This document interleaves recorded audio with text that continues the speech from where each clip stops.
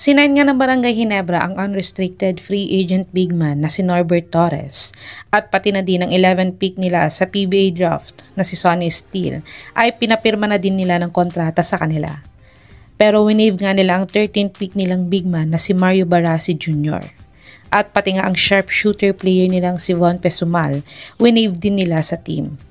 Dahil nga naghahanap pa sila ng mga free agents na pwede nilang idagdag sa lineup nila this PBA 50th All-Filipino Cup. Kaya't narito nga ang mga best available unrestricted free agents na maaari nilang kunin para sa final roster spot nila. Top 5, Tyrus Hill. Si Hill nga ay pinakawalan ng Blackwater Bossing last conference. Kaya't ngayon nga ay unrestricted free agent siya sa PBA. At napabalitaan din na nagta-try out nga daw siya sa Rain or Shine bago ang PBA draft. Kaso nga lang ay hindi nga siya na-sign ng Rain or Shine dahil sa dami ng rookies na kinuha nila sa PBA draft. Pero baka pwede din subukan ng Ginebra na kunin itong si Hill dahil athletic player naman siya at high flyer player gaya ni Jimmy Malonzo. Si Hill ay nag-average ng 0.8 points, 0.2 rebounds, 0.1 assist, 50% 3-point shooter, 6.2 minutes per game last PBA 49 Commissioner's Cup. Panoorin natin ang mga best basketball game highlights ni Tyrus Hill sa kanyang basketball career, kung gaano nga ba siya kagaling na player.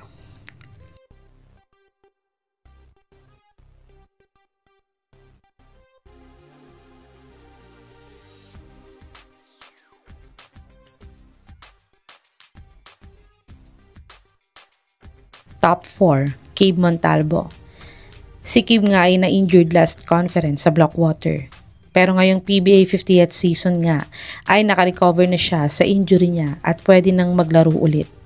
Sayang nga itong si Montalvo dahil bata pa at isang defensive player din. Kaya't kung kailangan ng Ginebra ng dagdag na defensive guard nila dahil nawala si Teniente ay pwede nga nilang kunin itong si Montalvo. Si Montalvo ay nag-average ng 2.2 points, 1.7 rebounds, 1.1 assists, 0.4 steals, 28% 3-point shooter, 100% free throw shooter last PBA 49 Commissioner's Cup. Panoorin natin ang mga best basketball highlights ni Cave Montalvo sa kanyang basketball career, kung gaano nga ba siya kagaling na player.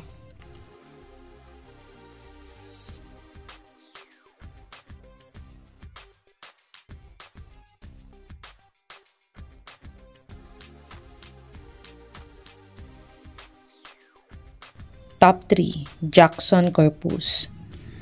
Si Corpus nga ay huling naglaro para sa Converge Fiber Xers last PBA 49 Philippine Cup.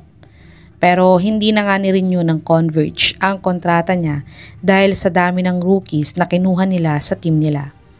Malakas pa naman ang pangangatawan ni Corpus at pwedeng gawing defensive player ng kahit anong team sa PBA.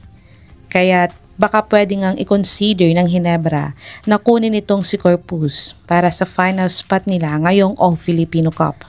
Si Corpus ay nag-average ng 2.1 points, 2.2 rebounds, 0.2 steals, 0.2 blocks, 16% 3-point shooter at 44% free throw shooter sa kanyang PBA 49 Philippine Cup.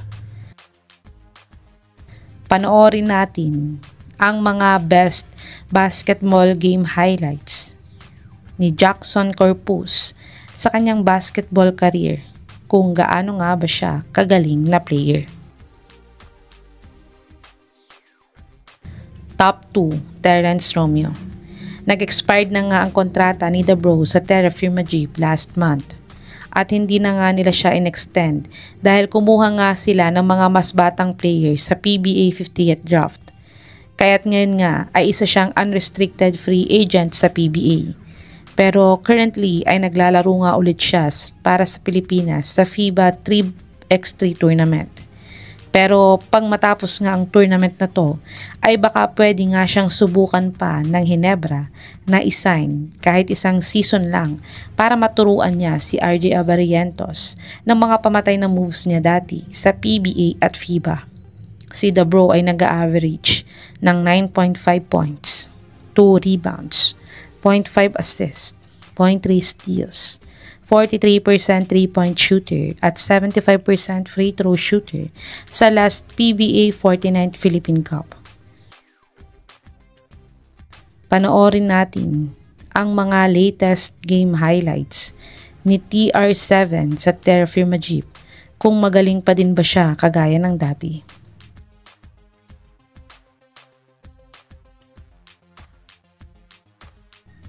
Top 1, Vic Manuel. Si Manuel nga ay isa sa mga star player ngayon ng Pangasinan Heatwaves, isang team sa MPBL. Dahil hindi nga sila nagkasundo ng Terrafirma Jeep sa extension contract niya last conference. Kaya't sa Pangasinan Heatwaves na lang siya nag-sign para maglaro sa 2025 MPBL 7th season. At isa nga siya sa mga nagdadala sa team na ito ngayong season. Kaya't pag matapos nga ang kontrata niya sa Heatwaves, ay baka pwede nga siyang subukan ng Ginebra na kunin para gawin nilang spark of the bench nila. Si Muscleman ay nag-average ng 14.1 points, 4.7 rebounds, 1.2 assists, 0.7 steals, 32% 3-point shooter, 61% free throw shooter in his ongoing 2025 MPBL 7th season averages. Panoorin natin ang isa sa mga latest game highlights ni Vic Manuel sa MPBL kung gaano nga ba siya kagaling na player.